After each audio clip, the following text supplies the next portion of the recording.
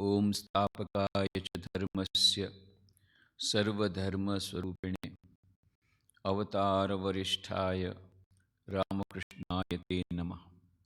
जननीं शारदां देवीं रामकृष्णं जगद्गुरुं पादपद्मे तयोः श्रित्वा प्रणमामि मुहुर्मुहुः। नमः श्रीयतिराजाय विवेकानन्दसूरये सच्चित्सुखस्वरूपाय स्वामिने तापहारिणे।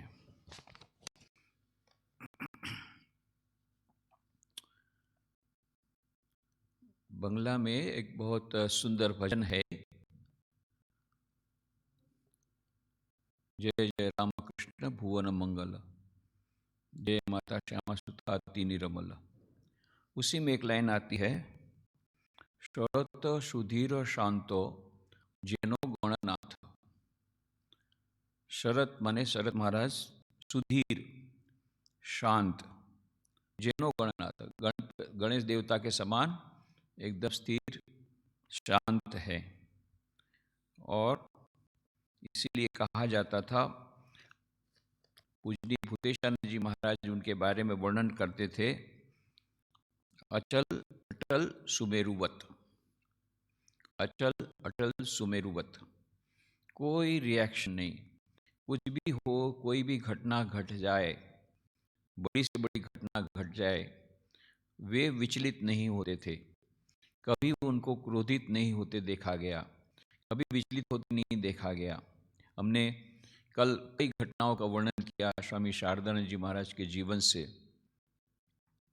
तो इसी के बारे में पूज्य भूतेशानंद जी महाराज उनके बारे में कहते थे, अचल अटल सुमेरुवत। तो हमने तो स्वामी शारदानंद जी महाराज को तो देखा नहीं है, परंतु पूजनीय भूतेशानंद जी महाराज, जो कि बाद में चल करके 12वें प्रेसिडेंट बने समस्त रामकृष्ण मठ मिशन के।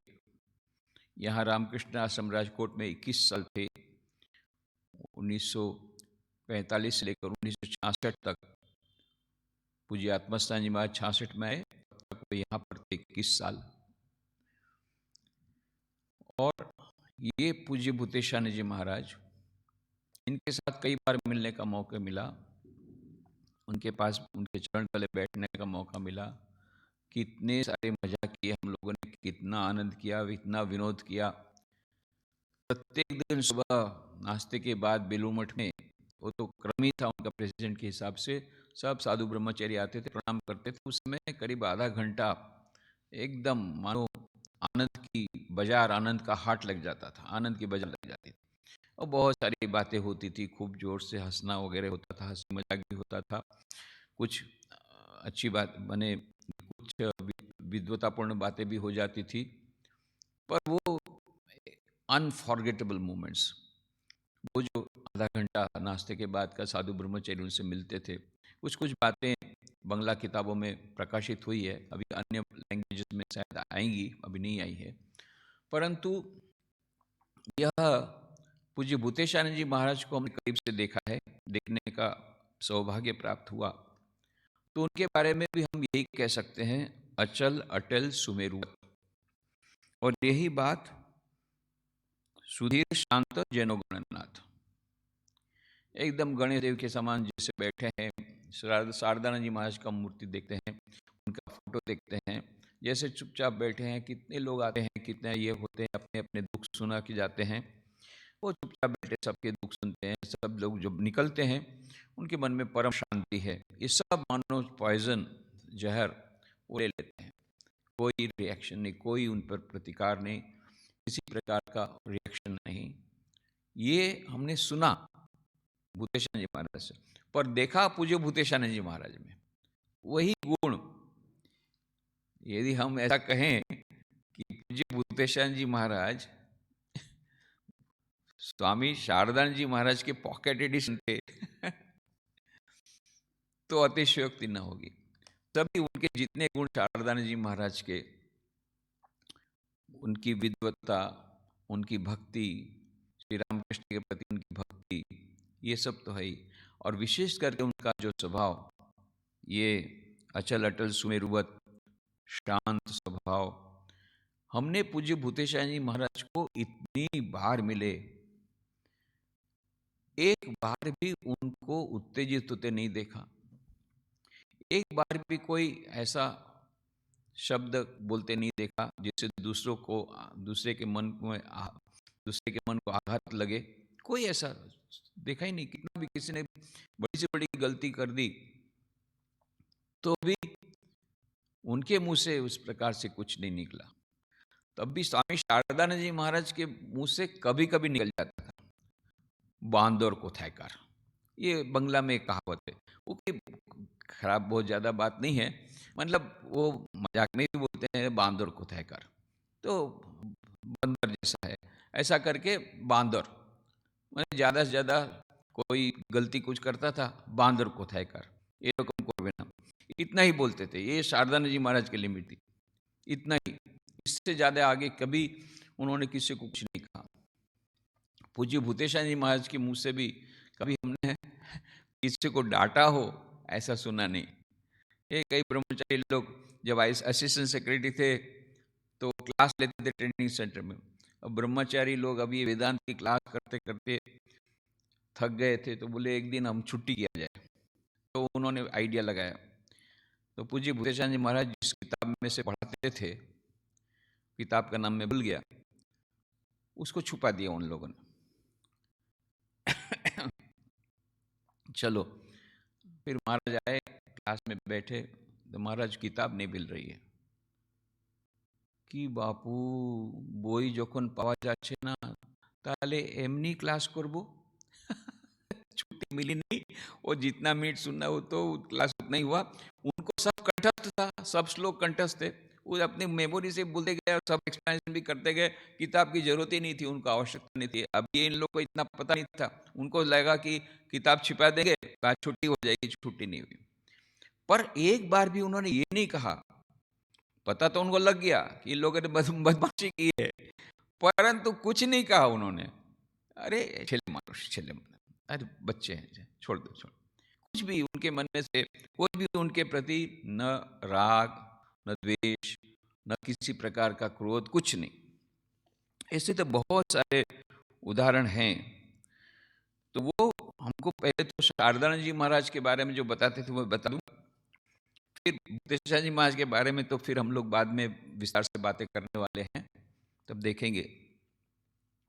तो एक बार बोलते हैं भूतेशाह जी महाराज, दीक्षा कैसे हुई पहले वो देख लेते हैं कि शारदानंद जी महाराज के पास वो जाया करते थे कभी कभी। वहाँ पर जब पढ़ाई करते थे कलकत्ता में, तो ज्ञान महाराज के आश्रम में रहते थे। वहाँ से फणी महाराज के साथ वे जाते थे उद्बोधन मायरबाड़ी, और वहाँ पर पूज्य शारदानंद जी महाराज का कभी कभी दर्शन करते थे। फिर एक दिन उन्होंने सोचा कि अभी दीक्षा लिया जाए, तो फनी महाराज के साथ गए। तो पूज्य शारदानंद जी महाराज, जैसा हमने कहा, उद्बोधन भवन में मायरबाड़ी में जैसे आप प्रवेश करते हैं, बाईं तरफ में छोटा कमरा है, वहाँ पर छोटी डेस्क के पास बैठा करते थे शारदानंद जी महाराज। क्रॉस लेट बैठते थे, सुखासन में बैठा करते थे, घंटों के घंटों बैठते थे। वहाँ पर जाकर के बताया कि हम दीक्षा लेने की इच्छा है। तुरंत उन्होंने कहा ठीक है, अच्छा। एक डेट बता दिया। अब डेट तो फिक्स हो गई। फिर पूछे भूतेशाह जी महाराज तो तब तो विद्यार्थी थे, पैसा तो कुछ था नहीं। तो फणी महाराज ने कहा तुम उसकी चिंता मत करो, कहीं से मैं अरेंज करूँगा। फिर कुछ भी पैसा इकट्ठा करके दीक्षा के पहले दिन कुछ एप्पल खरीद लिए बाजार में से, और कुछ गुलाब खरीद लिए, गुलाब के फूल। और दूसरे दिन फिर दीक्षा हो गई अच्छी तरह से। तो बोलते हैं मुझे पास में बैठा है, दाहिनी तरफ मुझे बैठाया। पहले उन्होंने मेरे शरीर पर न्यास किया, उसके बाद में उन्होंने मंत्र दिया। फिर पूछा तुम गायत्री का दर्शन हुआ? बोले नहीं। तो बोले तो गायत्री मंत्र का भी जप करो, इसका भी जप करो, ऐसे सब उन्होंने उपदेश वगैरह दिए। तो ये पूज्य भूतेशाह जी महाराज को शारदा जी महाराज का लाभ मिला था। कुछ बातें जो उन्होंने देखी थी, एक बार बैठे थे महाराज और कुछ भक्त आए, और एक भक्त ने कहा महाराज मैं तो साधु संग करने आया हूँ। तो सामने शारदा जी महाराज कहा बापू तुम्ही तो साधु संग करते এসছো, श्री रामकृष्ण देव स्वयं যখন ছিলেন કોતોજન સાધુ સંગ કરે છે, किचु હોય नहीं। बोलते हैं जब पूज्य श्री रामकृष्ण देव स्वयं थे, कितने लोग उनके साथ रहते थे। वो कामवाली भी रहती थी, हृदय भी साथ में रहता था, हाजरा महाशय भी थे, खजांची भी थे, कितने दक्षिणेश्वर के कितने स्टाफ थे, कितने लोग थे। ये सब तो रामकृष्ण देव के साथ स्वयं रोज उनके संग में आते थे। तो क्या उससे फायदा हुआ? कहने का मतलब केवल साधु के पास ही जाने नहीं होगा, उसका एक परिणाम होगा, परंतु उस प्रकार की श्रद्धा मन में होगी, रिसेप्टिविटी होगी, उन उपदेशों को सुन करके आचरण करने की रिसेप्टिविटी होगी, तब उसका लाभ मिलता है सत्संग का ज्यादा। ये उनको मान लो उन्होंने बताया। फिर एक जन भक्त ने कहा मैं तो संसार त्याग करना चाहता हूँ। तब शारदानंद जी में कहते बापू तुम्हें तो संसार त्याग करवे और आमी तो देखो कोतो जोड़िए छी। तुम तो संसार त्याग करना चाहते हो, मैं तो संसार त्याग किया, देखो कितना मैंने स्वेटर पहना, उसके ऊपर में ये गर्म चादर है, शॉल है। कहने का मतलब वो कहना चाहते थे कि केवल संसार घर बार छोड़ने से संसार त्याग नहीं होता, मन से त्याग होता है, और देहात्म बुद्धि का त्याग ही असल त्याग है, चाहे कहीं भी रहो। तो बाहर का जो ड्रेस है वह उतना महत्व का नहीं है, महत्व का है मन का। मन यदि बदल गया, मन में त्याग की भावना है। दूसरी बात है देहात्म बुद्धि यदि है, तब तक हमारा संसार त्याग नहीं हुआ, ये बहुत ऊंची बात है।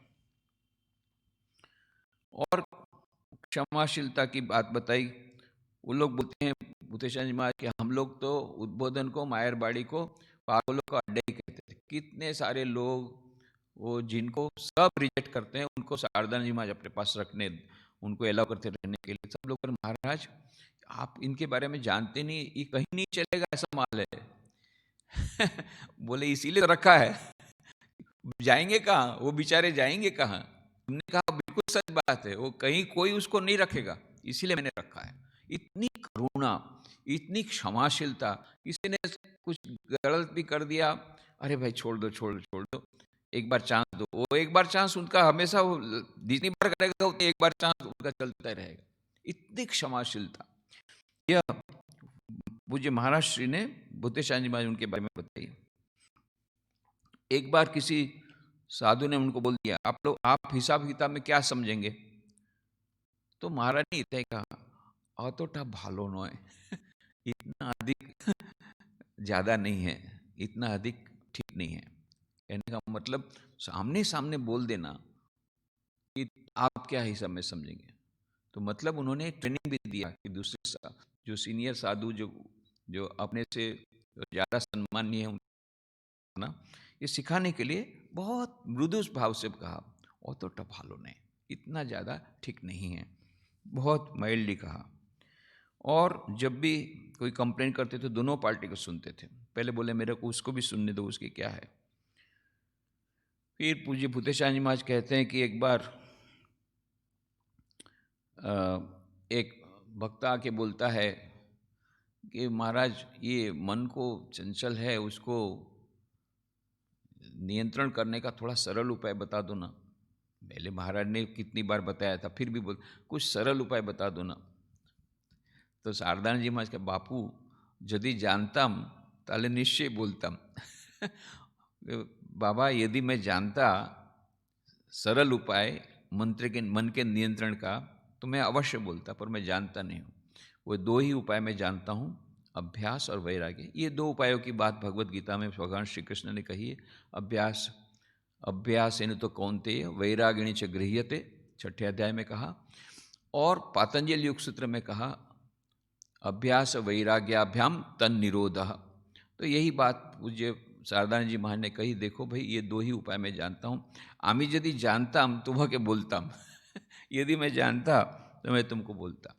और उनके जो उपदेश अत्यंत सरल होते थे। किसी ने आके कहा कि भाई इस प्रकार से मुझे समय नहीं मिलता है, ये नहीं, कोई बात नहीं, तुम स्मरण मन से चलेगा। बहुत सरल बनाते थे आध्यात्मिकता को। फिर किसी ने कहा सुबह उठ करके स्नान करने के पहले जब ध्यान करता, हाँ कोई बात नहीं करो, सभी मतलब। फिर किसी ने एक पत्र में लिखा कि कमर में बहुत दर्द है, मैं बैठ नहीं सकता, बोले ठीक है सोते सोते ध्यान करो। जिप्सी लोग ये उस प्रकार से ध्यान करते थे, लेटे लेटे। इसका मतलब ये नहीं कि हम लोग उसी प्रकार ध्यान करें, ये उन्होंने कंसेशन दिया था क्योंकि उस समय उनके कमर में दर्द था, इसलिए उन्होंने कहा। कहने का मतलब उनके उपदेश बहुत ही सरल होते थे, व्यावहारिक होते थे और अत्यंत वे क्षमाशील थे और सब समय करुणामय उनका हृदय था। एक बार पूज्य भूतेशान जी महाराज ने उनको पूछा, कुछ पूछने के लिए कहा, तो बोले सब बात मुझे ही पूछनी पड़ेगी। तो महाराज के मन में आया, अरे भाई मेरे गुरु हैं तो उनके पास नहीं जाऊंगा तो कहाँ जाऊंगा। उस समय तो वो समझ नहीं क्यों बोल रहे हैं। फिर उन्होंने प्रेम से कहा, देखो हमारा तो चिरकाल थाकबो ना। उन्होंने कहा, देखो हम लोग तो चिरकाल नहीं रहेंगे, धीरे धीरे मन ही गुरु बनेगा। मन सोचने की, अपने मन को सोचने की ट्रेनिंग दो कि वही अपने मन ही गुरु बन जाएगा। इसके लिए तुमको ट्रेनिंग देना पड़ेगा अपने मन को। सब समय बाहर से ही उत्तर आएगा ऐसा नहीं। यदि थोड़ा अंदर जाने का प्रयत्न करोगे तो तुम्हारा मन ही तुमको इन सब चीज़ों का, इन सब आध्यात्मिक गूढ़ रहस्यों का उत्तर दे देगा। तो ये मानो शिष्यों को स्नेह भी करते थे और शिष्य अपने पैरों पर खड़े हो जाए उसके प्रति भी उनकी उसी प्रकार की धारणा थी। फिर एक बार महाराज ने एक बताया इंसिडेंट कि जब महाराज वाराणसी से आए तो हावड़ा स्टेशन में पहुंच करके तुरंत उन्होंने अपने सेवक को भेजा एक हॉस्पिटल में जहाँ पे उनके एक भक्त एडमिटेड थे। तो तब उससे पता पड़ा, सेवक को लगा अभी मैं बेलूर मठ भी पहुँच नहीं पाया, महाराज की सब मुझे सेवा करनी पड़ेगी। हावड़ा स्टेशन में पहुँचे, तुरंत बोले जाओ पहले तुम हॉस्पिटल में उसको देख के आओ। और बिल्कुल टाइम पर पहुँचे। उसी समय उसने गुरुदेव का नाम स्मरण करते करते, ठाकुर का नाम लेते लेते उसने शरीर छोड़ दिया। ये मानो उसने जो आर्त होकर के पुकारा था गुरुदेव को, उस व्यक्ति ने, उस भक्त ने, उसकी आवाज़ उन्होंने यहाँ हावड़ा स्टेशन में सुन ली।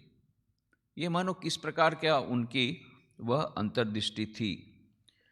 तो उद्बोधन तो पागलों का अड्डा कहा जाता था, ये मैंने पहले ही बताया। फिर और भी 2 बार ऐसी बात हुआ कि पूज्य महाराज श्री इतने ज़्यादा उनके तरफ भूतेशान जी महाराज के सभी के प्रति उनकी वो दया दृष्टि थी। तो भूतेशान महाराज कहा, महाराज मुझे ब्रह्मचर्य दीक्षा दे दीजिए।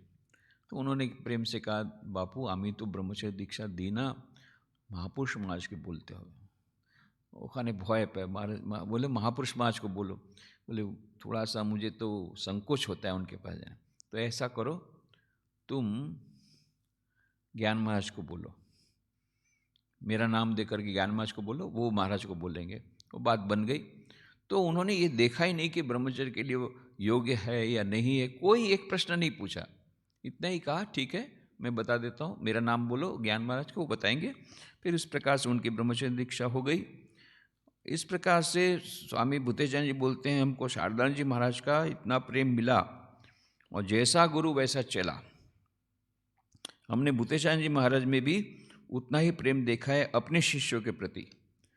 तो एक छोटा सा इंसिडेंट बोल करके मैं समाप्त करूंगा। बहुत ही महत्वपूर्ण भी है और थोड़ा टची भी है। ऐसा हुआ कि भूतेशान जी महाराज गए हुए थे कुछ मित्रों के साथ कामारपुकुर जयराम बाटी के दर्शन के लिए। तो उस समय के ज़माने में चापा डांगा तक ट्रेन जाती थी, फिर वहाँ से करीब 24 माइल उनको पैदल जाना पड़ता था कामारपुकुर के लिए। फिर वहाँ से और 3 मील जाने पर जयराम बाटी, 27 मील। ये सब पैदल जाना पड़ता था उस समय। ये सब गए, दर्शन करके वापस आए तो देर हो गई थी, इसलिए चांपा डांगा में रात को रुके और फिर दूसरे दिन उन्होंने ट्रेन ली। ट्रेन लेकर के आधे रास्ते पर गए, तब उनको याद आया उनकी जपमाला उनको नहीं मिल रही है। तो बड़े चिंतित हो गए। अब एक भक्त के लिए, एक साधक के लिए सबसे बड़ी संपत्ति है जपमाला, और सबसे बड़ी विपत्ति होती है जब जपमाला खो जाती है। ये जिसकी जपमाला खोई है वही समझ सकता है उसका कितना उसको दुख होता है, कितना उसको कष्ट होता है। इसीलिए पूज्य आत्मस्थान जी महाराज जब भी बाहर निकलते थे आउट ऑफ स्टेशन, सेवक को बोलते थे सब कुछ ले लिया। वो उनका कोड वर्ड था, सब कुछ माने जपमाला। सब कुछ आ गया माने सब कुछ आ गया। जपमाला यदि आ गई, बाकी कोई भी चीज़ रह भी गई तो कोई समस्या नहीं, वो सब मिल जाएगा, वस्त्र मिल जाएंगे, भोजन मिल जाएगा। पर जपमाला क्यों ये ऐसा है कि रामकृष्ण मठ मिशन में परंपरा है कि जपमाला एक व्यक्तिगत व्यक्ति की खुद की जपमाला रहती है और उसमें वो जप करता है। 2 या 3 आए यहाँ पर जब मंत्र दीक्षा लेते हैं, कई भक्त बोलते हैं हमको मंत्र जप माला चाहिए, तो हमारे जो गुरुजन रहते हैं, प्रेसिडेंट महाराज, वाइस प्रेसिडेंट, बोलते हैं कि नहीं, अभी कर से जप करो, श्रेष्ठ है कर से जप करना, उंगली से जप करो। माँ शारदा देवी कहती थी भगवान ने उंगलियाँ दी है क्यों, मंत्र जाप करके उनको सार्थक करें, तो उंगली से जाप करना ही श्रेष्ठ है। फिर भी जो लोग ज़्यादा जप करना चाहते हैं, मतलब बूढ़े बूढ़ी हैं, रिटायर हो गए हैं, अब जब मंत्र जाप करना बैठे बैठे, तो ठीक है वो माला फेरें। पर जो व्यस्त हैं कार्यक्रम में, जिनको दौरा करना पड़ता है, लेक्चर टूर देना पड़ता है, इधर देना पड़ता है, उधर टूर में जाना पड़ता है, यात्रा करनी पड़ती ज़्यादा, तो ये जपमाला को ले जाना, उसको रखना, फिर बीच में यदि खो गई तो बहुत बड़ा टेंशन, फिर उसकी सूची का भी ख्याल रखना पड़ता है, इधर उधर न रख जाए, न रह जाए। इसलिए जहाँ तक हो सकता है युवक लोगों को बोलते हैं कि तुम लोग कर में जप करो, बाद में तुमको ज़्यादा जप करना होगा तब फिर जपमाला देंगे। और जपमाला देंगे तो कई लोग ऐसे ही जपमाला बाजार में मिलती है, बाजार खरीद लिया, जप करना शुरू किया, ये ठीक नहीं है। जिन्होंने मंत्र दीक्षा ली है उनको अपने गुरु के पास, हमारी परंपरा है, गुरु स्वयं उस पर 108 बार जप करते हैं, उसको बोलते हैं शोधन करना। तो उसको शोधन करने के बाद जो जपमाला है उसको जप करने से उससे फायदा होता है। दूसरी बात है, यहाँ गुजरात में देखा है, एक पूजागृह में एक जपमाला रहती, सब जितने फैमिली मेंबर सब उसी माला में अपना जप करके चले जाते हैं, फिर आया दूसरा वही माला लिया, वो देखो। ऐसा नहीं, individually everybody should have individual जपमाला। पहली बात तो जपमाला की जरूरत ही नहीं है, उंगलियों से जप करें। और यदि जप करना ही है, जपमाला खुद की चाहिए तो खुद की व्यक्तिगत एक होनी चाहिए। और फिर ये जपमाला को उपवासी नहीं रखना है, ये एक बहुत बड़ी समस्या है। उपवासी मतलब फिर उसमें रोज कम से कम 108 बार जप करना ही पड़ेगा, ये भी ध्यान रखने की बात है। तो उपवासी नहीं रखते हैं, ऐसा अच्छा नहीं माना जाता। इसीलिए इतने सारे नियम हैं, उनको सूची अवस्था में रखो, उनकी शुद्धि का ख्याल रखो। फिर कहीं भूल जाने की संभावना, कहीं खो जाने की संभावना है बाहर में जाने से, इसलिए बेहतर ये सब टेंशन में जाने के बदले कर से जप करो। फिर भी जो लोग जपमाला का बेनिफिट क्या है कि ये डिसएडवांटेज भी है, पर जो ज़्यादा आध्यात्मिक से आगे बढ़ना चाहते हैं और चाहते ही हैं जपमाला, तो फिर उनको क्या है कि जब जितना ज़्यादा जप करेंगे, वो जपमाला शोधन करने के बाद उस पर आपने भी जप किया, जितना जितना जप होता जाएगा वो भी सैक्रेड होती जाती है, तो उसका भी कुछ फ़ायदा होता है। तो इसलिए कुछ लोग वो जपमाला करते हैं, तो कोई बात नहीं।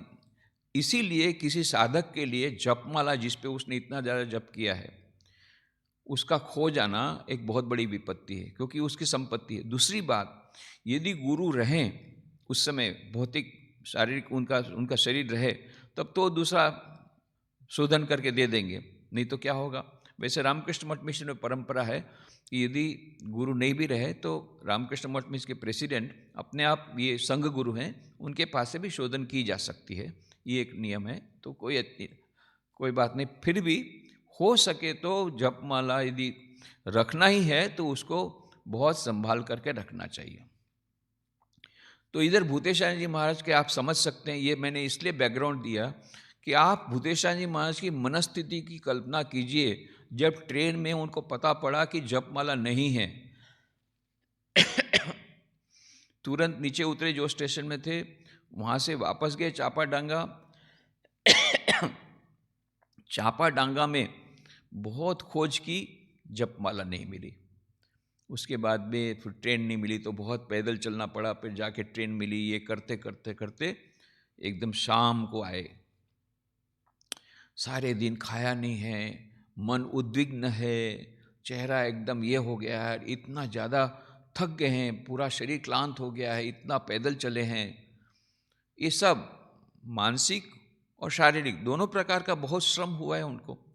ऐसी अवस्था में आकर के गुरु के पास आते हैं। ये भी डर है कि गुरु डांटेंगे, क्यों सावधानी पूर्वक अपने जपमाला नहीं रखते हो, क्यों खो देते हो, ये भी डर। इधर शारदानंद जी महाराज ने क्या किया कि जब देखा कि रुआं सा हो गया है लड़का, उस समय तो उनकी कम उम्र में, अरे जपमाला खो गई है तो उसमें इतना दुख क्यों करता है? अरे ये उंगलियां है ना, उंगली से भी जप हो सकता है, उंगली से जप करना। फिर भी जैसे जपमाला ही करनी तो मैं दूसरी जपमाला दूंगा, तो इसमें इतना उद्विग्न क्यों होता है? बस इतना ही कहा। पूरा उनका टेंशन चला गया कि क्या बोलेंगे गुरुदेव कि तुम जपमाला ठीक से नहीं रखा, जपमाला खो गई, एक बहुत बड़ी विपत्ति आ गई। कुछ नहीं, अरे क्या हो गया, मैं दूसरी जपमाला दे दूंगा शोधन करके, चिंता मत कर। फिर किसी को बोला, अरे छेलेर किछु खावा दावा हो नहीं सारा दिन, पूरे दिन में इसका चेहरा देखो कैसा हो गया, पहले उसको अच्छी तरह खिलाओ। और महाराज ने स्वयं शारदानंद जी महाराज ने बोला इसको ये आइटम दो, ये आइटम दो। भूतेशानंद महाराज बोले कि मैं जितना जरूरत था उससे भी ज़्यादा खा गया उस दिन, क्योंकि एक तो टेंशन दूर हो गया कि उन्हें दूसरा जपमाला दे देंगे, ये सबसे बड़ी मन की ये चिंता हो गई। और दूसरा कि गुरुदेव ने एक बार भी मुझे डांटा नहीं, कहीं कुछ कहा नहीं, उल्टा वे चिंतित हुए। अरे उद्विग्नता देख करके बोला, अरे इसमें क्या है, इतना उद्विग्न क्यों होता है? पूरा टेंशन उनका निकाल दिया।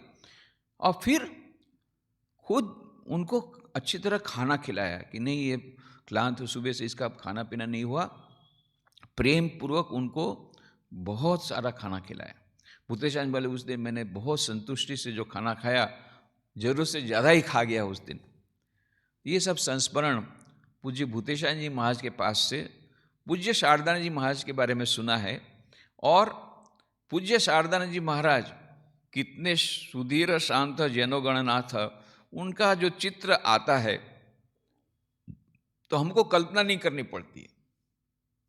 भूतेशानंद जी महाराज को हम इतनी बार मिले हैं, उनका चित्र हमारे सामने आता है, हम समझ जाते हैं पूज्य शारदानंद जी महाराज, जब ये भूतेशानंद जी महाराज जी इसी प्रकार के सब पूरे गुण उनके हमने उनको प्रत्यक्ष देखा है, इसलिए हमको यह पूरा विश्वास है कि पूज्य शारदानंद जी महाराज इसी प्रकार से होंगे जैसा वर्णन है, क्योंकि उनका एक रूप हमने भूतेशानंद जी महाराज में हमने देखा है।